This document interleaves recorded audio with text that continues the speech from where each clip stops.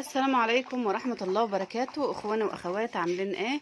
يا رب تكونوا بخير ونكون على تواصل في الخير دايما. موضوع حلقتنا النهاردة عن بيع ديك وفرخة رومي.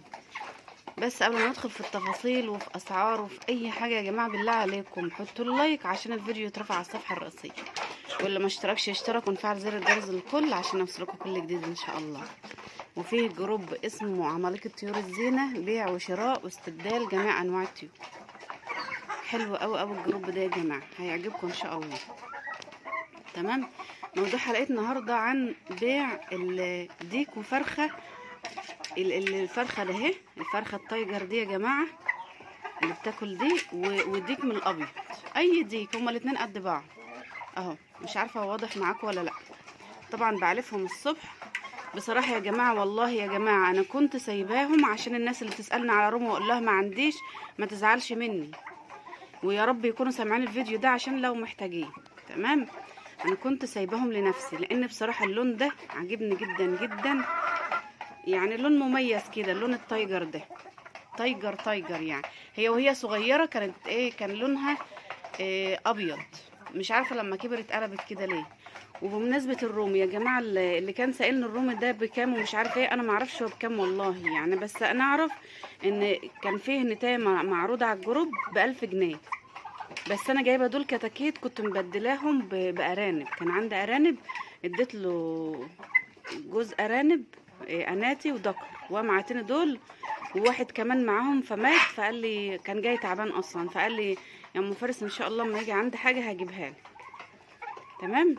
فاهو يعني طلعوا نتايتين، انا مش عارفه اعمل ايه بقى يعني. فبقول لهم بقول له طلع جوز اناتي، قال لي حط معاهم ذكر ابيض. هيشكلوا بقى، ممكن يجيبوا ابيض ممكن يجيبوا اللون ده، فانا مش عارفه. فدول انا سايباهم لنفسي يا جماعه، مش للبيع ومش فاقسين عندي. للامانه هم فاقسين عند صاحبهم، بس فاقسين تحت الروميه، مش فأس مزارع. لان هم لو كانوا فقاسات وكده ما كنتش هاخدها، لان انا ما بحب بأني الحاجه اللي فأسه تحت الام. تمام. بالنسبه برضو للروميه اللي هي التايجر دي، انا كنت بقول ايه، هسيبها معاهم يبقى كده ايه 3 مع بعض مع ديك ابيض. دول كنت سايباهم لنفسي. تمام. وكنت عاوزه ابيع ديك واحد بس من دول، لان انا مش هربي جوز ضيوف، كنت هبيع ديك واحد بس من الجوز الضيوف دول. بس طبعا اللي هياخد مش هياخد ديك بس، يعني مش يعني ايه، اللي عاوز ايه الذكر وانتاي على بعضهم عشان يقنف. بسم الله ما شاء الله يا جماعه، والله العظيم يعني دول فاقسين عندي تحت الروميه. هو اي نعم مفيش ذكر ابيض، ديك ابيض وانتايه بيضه، بس دول تقريبا للجدود او حاجه زي كده، لان اصلا كان عندنا ديك ابيض، وكنت سايباه. شفت الميكروفون، انا فصلت من صوت الميكروفون المزعج ده يمشي، بس انا نسيت انا كنت بقول ايه، ما علينا. فدول يا جماعه انا كنت انيام لنفسي بصراحه يعني. فسبب البيع ايه بقى، انا كنت جايبه دوره فراخ بيضه، فقلت ايه اما ربنا يكرمني فيهم يعني اخد كفايتي من الاكل. تمام. اخد كفايتي من الاكل، وبعد كده الباقي ابيعه اسد منه علف وكده. فللاسف يعني مات منهم فراخ، وطبعا الباقي تعب، جاله عطسه كده وكلام من ده، ما تعرفوش تعب من ايه، مع ان انا محافظه عليهم والله، بس قدر الله ما شاء فعل. والمهم النمو بتاعهم وقف، يعني فيه اللي هو 2 كيلو الا ربع، فيه 2 كيلو، فيه كيلو ونص. ف فمش نافعين بيع. ده حاجه. تاني حاجه إيه، اصلا السعر اليومين دول اللي هو اللحم 70 جنيه. فطبعا يعني الفرخه مش جايبه 150 جنيه، مش يعني لو يعني السمك اغلى منه. فانا بقول له جوزي لا، يعني انا معلش هو احسن من السمك، لو هنقارنه بالسمك يبقى هو احسن من السمك. ده حتى يعني ايه، كيلو البر بقى بيجي ب140 و150، وطبعا مش هنجيب كيلو بس، هنجيب 2 كيلو ب300 جنيه. ده السمك اغلى. لا، اما الواحد يطلع بقى فرخه ويعملها صينيه في الفرن او يشويها وياكلها احسن من السمك 1000 مره. وحرام ان انا اقعد اتعب واكنس واعلف ومش عارف ايه، والاخر ابيع الفرخه ب150 جنيه، ويمكن تيجي اقل كمان. يعني لو فرخه كيلو ونص هتبقى اقل بكتير. فقلت له لا، انا كل يوم هذبح 10 كده، واللي كان على العلف اللي احنا جايبينه وهنسده كده، احاول ان انا ابيع حاجه من اللي فوق، انما حرام يعني.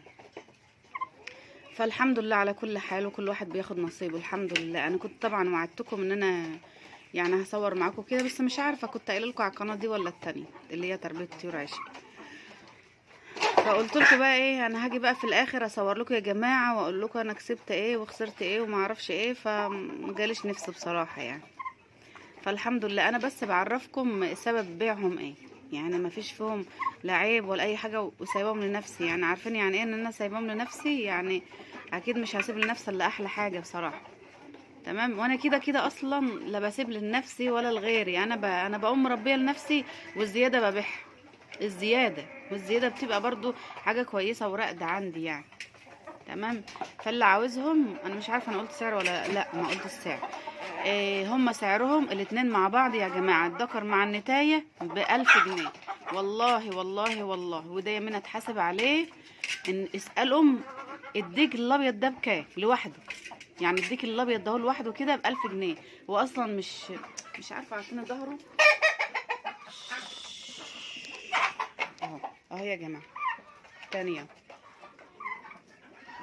شايفين؟ بسم الله ما شاء الله، ده لوحده كده الناس بتبيعه ب1000 جنيه على الجروبات اهو. شايفين الفرخه؟ بسم الله ما شاء الله. الفرخه طبعا بتبقى حجمها صغير شويه عنهم. شايفين شكلها اهي؟ وبتاكل ايه؟ شايفين بتاكل ايه؟ رجيعه على دش على، مع ان حاطه لهم انا خلطه اهي، بس هي بتحب تاكل من هنا. بسم الله ما شاء الله. وعندي الرومي برضو الاسود بيحب ياكل من هنا وبيبيض، يعني مش اللي هو كده، لا بيبيض كمان. بالنسبه بقى للرومي ده اللي هو الاسود ده اهالي، عشان برضو الناس ما يقولوش احنا عاوزين من الاسود او عندي حاجه او كلام من ده. هو انا الزياده اللي كانت عندي هو ديك بس علشان ايه يعني، اللي عاوز يبقى الديك مع الفرخه كده مع بعض. تمام. الديك مع الفرخه ب1000 جنيه. والله يا جماعه اسالوا على الجروبات الاسعار شكلها ايه. يعني المفروض الاتنين يتباعوا ب1500. بس الرحمه حلوه، الناس مش ناقصه بقى. وانا بقول لنفسي برضو، يعني انا مربيه في بيتي وفقسان في بيتي وكلام من ده، فالرحمه حلوه. ربنا يبارك لي في تمنهم، وربنا يبارك للي هياخدهم يا رب. والله اللي هياخدهم هيدعي لي بصراحه يعني. اللي هياخدهم هيدعي لي، اللي لازمينه يقول لي يا جماعه. بس بالله عليكم ما تقولوليش اماكن بعيده، الناس كتيره بتدخل لي. انا مش يعني، انا من المنصوره يا جماعه، انا من المنصوره، فمش هعرف اشحن لاماكن بعيده. يعني اللي يقول لي من الفيوم واللي من البحيره واللي ما اعرفش من مرسى مطروح، ولا هجيب لكم ازاي هناك كده؟ فاهم يا جماعه الديك والفرخه اهم. شايفين؟ بسم الله ما شاء الله. ربنا يبارك في فلوسهم ويبارك في صاحب النصيب اهو. يا هنايا ساعدوا اللي هياخدهم بصراحه. وبياكلوا اي اكل، ولا تحصينات بقى، ولا هتاخدوهم تعملوا واكلين بيض ومتحصنين وزي الفل. اكلهم عادي خالص، اي اكل هترموه قدامهم هياكلوه. بسم الله ما شاء الله. خلاص. ولا هتاخدوا بقى تاكلوا مرحله علف سمسم ولا علف وسط ولا بيض ولا نحصن ولا اي حاجه. هم يجوا عندكم ان شاء الله ان شاء الله يشتغلوا على طول. عمرهم قد ايه؟ عشان ما اكدبش عليكم انا مش فاكره اعمار بصراحه يعني. انا مش فاكره اعمار. انا اصلا كنت يعني بجيب الحاجه بقى، الحاجه ساعه ما بتفز بقوم كاتبه التاريخ بتاعها. دلوقتي انا بقيت بنسى اصلا، يعني انا اكتب تواريخ وكلام من اللي عاوز يعرف عمرهم بالظبط.